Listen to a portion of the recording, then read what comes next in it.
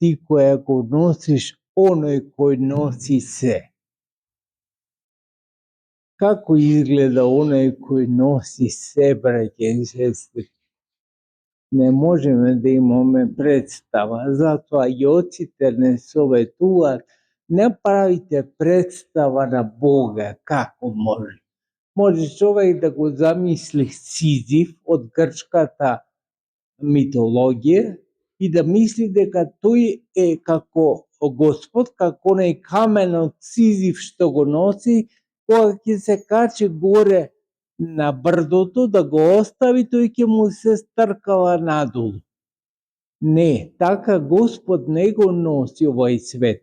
Иако како некаква метафора можеме да мислиме и да велиме дури дека на рамената Господ го носи овој свет.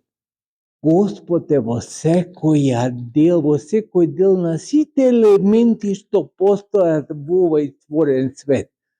Ама на друг начин на постоење, не можеме да го видиме. Сега каква е она која го раѓа оној кој носи се? Може некој да го замисли тоа? Мислам дека никој не може ни тоа. И не треба ни да се трудиме како го раѓа оној кој носи се. Господ е нашиот Бог и тој носи, и нас не носи.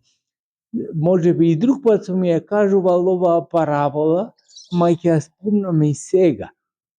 Кога имал тешкоти некој човек, одејќи по плажата се оставаат впечатоци од нозете.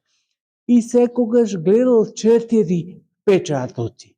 Значи 2 нозе неговите и 2 нозе на некој кој го прати. Еднаш почнал да гледа само еден пар на нозе. И вели: Господи, зошто кога сега ми е најтешко, тебе те нема? Зошто сам ме остави само 2 пара само еден пар на нозе гледам, а тоа значи моите се.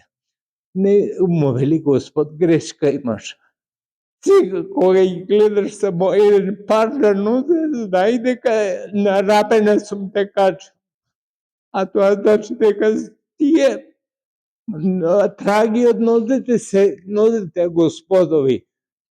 Таков е нашиот Господ кој носи се, не носи и нас. А каква е пуште, значи ќе прашам Пресвета Богородица која го носи оној кој раѓа се, кој носи се. Така велиме во денешната статија од Акацитот кој го прочитавме. Радувај се, и велиме на Богородица, зашто ти си таја која го роди оној кој роди се. Затоа во црквите, во олтарот, на најсвеченото место ја поставуваме Пресвета Богородица, и тоа токму во овој знак дека го раѓа оној кој носи се.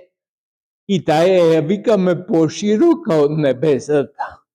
Поширока од небесата е Богородица, браќа и сестри, зашто небесата се створени од нашиот Господ. Тој кој ги створил е поширок од небесата. Ама да мислите колку е поширок од небесата таја која го родила оној кој родил се. Затоа заслужува да ја фалиме. И ја фалиме достојно. Веднаш после нашиот Бог и Спасител, најспоменуваното име во црквата, името на Пресвета Богородица. И од неа да бараме утеха и застапување. Иако и нашиот Господ претрпе човечки маќи и распнување за да воскресне. Меѓутоа Пресвета Богородица на некој начин изедначени со неговите маќи има. Затоа што го гледа оној кого го родила да се мачи. Има потешко мајка може да го разбере тоа. И затоа и го има таквото најзаслужно место меѓу сите места што ги имаме. Сите имаме некое заслужно место во црквата Божја, меѓутоа најзаслужно од луѓето е местото на Пресвета Богородица. таа е од десна страна на Бога, на нејзиниот син. Од десна страна кој седи го има најзаслужното место.